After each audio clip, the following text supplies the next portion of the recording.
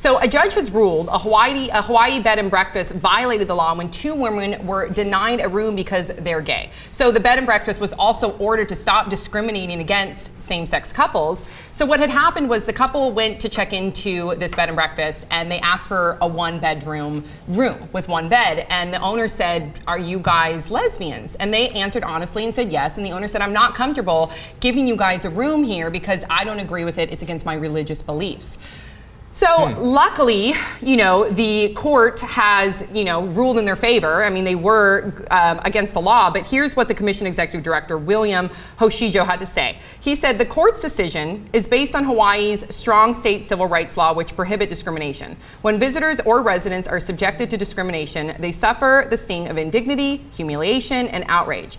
But we are all demeaned and our society diminished by unlawful discrimination." Amen. Yeah, that's a very good way of putting it. But look, I actually think this case is a little tougher than a regular case. And I'll tell you why. Bed and breakfasts are usually the homes of the owner, right? So in this case, you're allowing someone into your home that you have a moral problem with. Now, I don't agree with them at all, not even 1%, etc.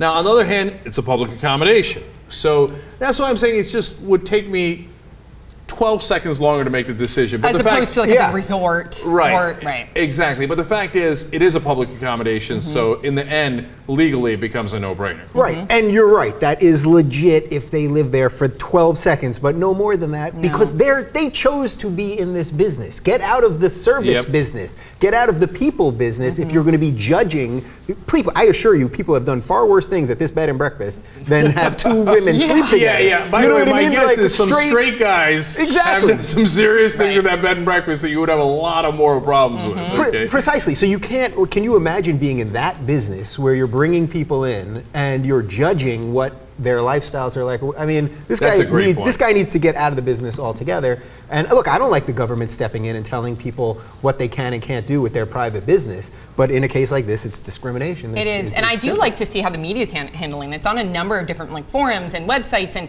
it's great because everybody's talking about it and saying shame on this bed and breakfast. And I love seeing that just within the last couple of years, the acceptance of same-sex couples and marriage equality is through the roof.